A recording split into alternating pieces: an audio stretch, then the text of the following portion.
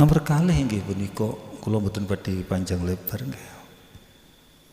Mur Quran niku al mu'jizatul utma lir rasulina sallallahu alaihi wasallam. Mukjizat sing paling agung terhadap Nabi kita Muhammad sallallahu alaihi wasallam. Dan ternyata terbukti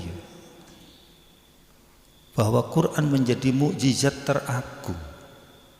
Satu terbuktinya adalah 1500 yang lalu atau 1441, 1500 malah. Karena tarikh hijriyah dimulai dari hijrahnya Kanjeng Nabi. Kanjeng Nabi hijrah itu umur sekitar 50 tahun. Berarti sudah masa kenabian sudah lewat 10 tahun. Berarti 1500-an tahun yang lalu.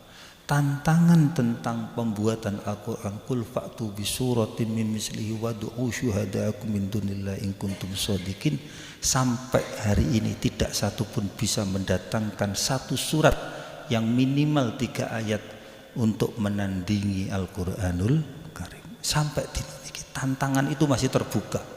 Qul fa'tu bi suratin min mislihi wad'u syuhada'akum min dunillahi in kuntum shadiqin.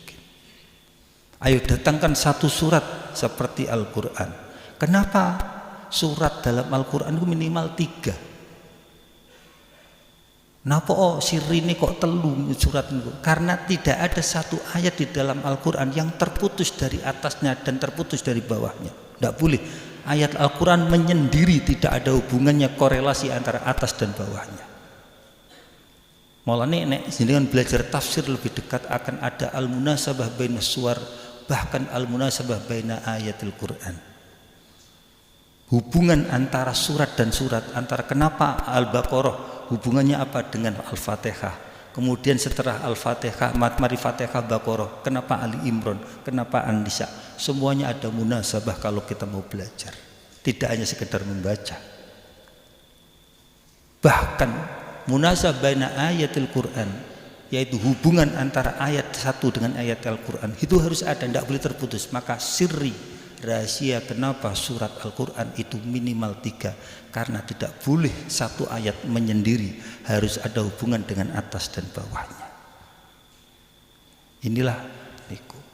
Maka tantangan ini kemudian nomor setunggal niku, bahwa tidak satu pun sampai hari ini siapapun orangnya, baik orang Arab, baik apalagi orang bukan Arab, bisa membuat Al-Quran yang sehebat Al-Quran. Sampai hari ini tidak bisa.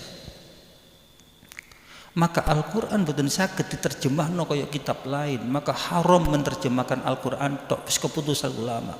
Karena ketika diterjemahkan Al-Quran tidak bisa bunyi, kepadamu kami menyembah ya Allah, dan kamu iyyaka na'budu wa iyyaka nasta'in. Bahasa Indonesianya, kepadamu kami menyembah dan kepadamu kami minta tolong. Ndak muni balaghoi. Karena iyyaka na'budu itu beda dengan na'buduka dalam sisi balaghah. At-taqdim yufidu at-takhsis.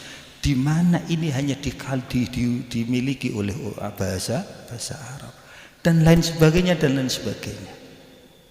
Dzalikal kitabu, ketika dimaknani letter lafdiyah, maka akan berkata itu kitab, salah, ini kitab. Kenapa pakai dzalika?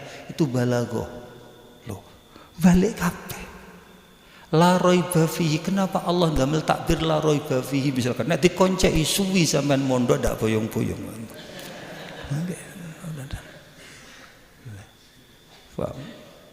Kenapa kok ndak fila fihi raibun? Sebab kalau kata-katanya dibalik la fihi raibun, maka akan mengatakan khusus di dalam Al-Quran tidak ada keraguan. Berarti di kitab lain ada ragu, bahaya. Maka Allah mentakbirkan la raiba fihi, tidak ada di keraguan di dalam Al-Quran, dan juga tidak ada keraguan pada kitab-kitab yang lain bahwa itu adalah diturunkan dari Allah Subhanahu wa taala. Maka kita wajib iman kepada kitab-kitab sebelum Al-Quran. Walaupun ada tahrif, ada perubahan, itu masalah lain, tapi harus kita iman terhadap kitab-kitab sebelumnya. Lah tidak boleh kemudian bahasanya dibalik la fihi raibun. Nek la fihi raibun, maka maknanya dalam balaghah khusus di dalam Al-Quran tidak ada keraguan. Berarti kamu boleh ragu pada kitab yang lain, salah.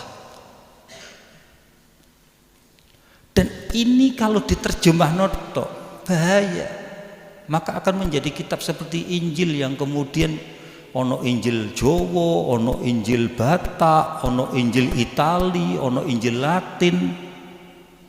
Jadi Injil Jawa yo Jawa, dumateng Yesus ingkang minulya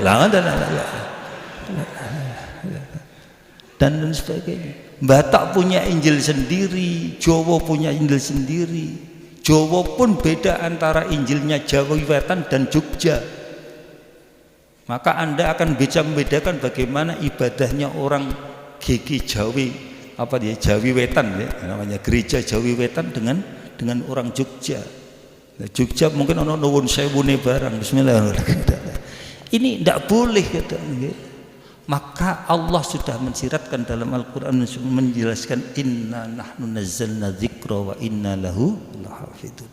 Kami telah aku kata Allah telah menurunkan Al-Quran dan aku akan menjaganya. Maka sampai hari ini tidak satu pun kitab sing kena diapalno, dan banyak yang menghafalkan. Bahkan anak yang 3 tahun sudah hafal 30 juz kecuali Al-Quranul Karim.